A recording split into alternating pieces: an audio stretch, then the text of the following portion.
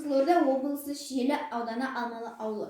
Номері 181 қазақ орта мектептің 6 сынып оқушысы Марипова Диназ Рахымжанқызы. Абай Құнанбайұлы, мен жазбаймын өлеңді ермек үшін. Мен жазбаймын өлеңді ермек үшін, жоқ барды ертегіні термек үшін. Көкірегі сезімді тіл орамды, жаздым үлгі жастарға бермек үшін.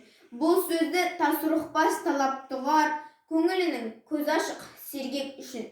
Түзекел қисық қыңыр қырын келмей, сыртын танып із бітпес сырын көрмей. Шу дегенде құлағың тосаң сиді, өскен соң мұндай сөзді бұрын көрмей.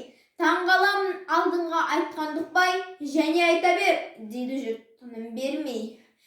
Сөз айттым әзірет әлі айдаһарсыз, мұнда жоқ алтын иек сарала қыз. Кәрілікті жамандап өлім тілеп, болсын деген жерім жоқ, жігіт арсыз.